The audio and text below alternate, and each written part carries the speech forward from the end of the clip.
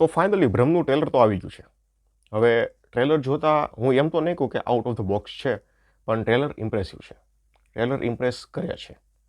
જો આ ટાઈપનો જે સબ્જેક્ટ છે ને, આ ટાઈપનો જે ટોપિક છે ને, એ બોલિવૂડમાં ઓલરેડી આપણે બધાએ જોયો જ છે. અને એ લોકો લગભગ આ ટાઈપના સબ્જેક્ટવાળી ફિલ્મો ડાયરેક્ટ OTT પર જ નાખે છે. થિયેટરમાં રેર આવે છે.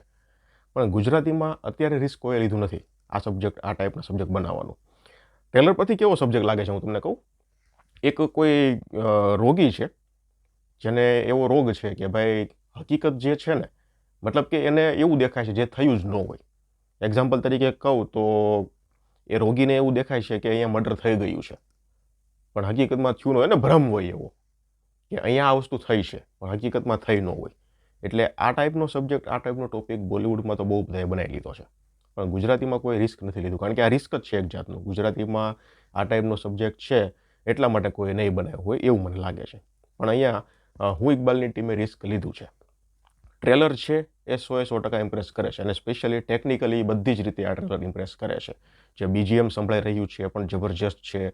પછી ટ્રેલર કટ જે રીતે થયું છે ને, એ પણ એક જબરજસ્ત જે કટ થયું છે. એટલે તમને હિન્ટ પણ નથી મળતી કે હકીકતમાં આ રીતનો આનો એન્ડ હશે કે પછી આ રીતની આની સ્ટોરી હશે, કંઈ ખબર નથી પડતી.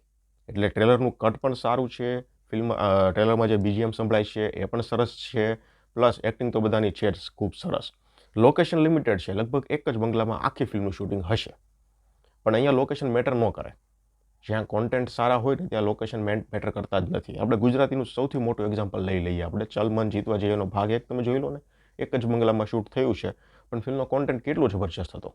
આવા ઘણા એક્ઝામ્પલ છે, અહીંયા પણ છે, બોલિવૂડમાં પણ છે. એટલે અહીંયા જો કોન્ટેન્ટ સારો નીકળો ફિલ્મનો, તો પછી એક બંગલો હોય કે પછી એક રૂમ હોય, એ કંઈ મેટર નથી કરતું.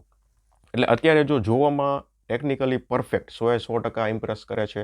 પ્લસ પલ્લવ પરીખ નામ સાથે જોડાયેલું છે ફિલ્મની સાથે. એટલા માટે આ પહેલી બધી જે મેં આગળ બોલિવૂડની ફિલ્મોની વાત કરી ને, એનાથી આ ફિલ્મ એટલા માટે ક્યાંક થોડીક અલગ તરશે એવું મને લાગે છે. કારણ કે મેં હું ઇકબાલ જોઈ હતી, અને હું ઇકબાલ જોઈ હતી એટલા માટે હું કહું છું કે પલ્લવ પરીખ ભ્રમ ફિલ્મ સાથે નામ જોડાયેલું છે, એટલે લગભગ ક્યાંક ને ક્યાંક આ ફિલ્મ અલગ તરશે.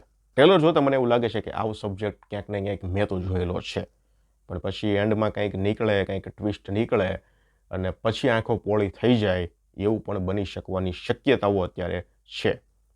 તો ઇમ્પ્રેસિવ છે, ઇમ્પ્રેસ કરે છે. જેવું ધારેલું હતું એ ટાઈપનું અત્યારે ફિલ્મ ઓફર કરશે આપણને ટ્રેલર પરથી એવું લાગે છે.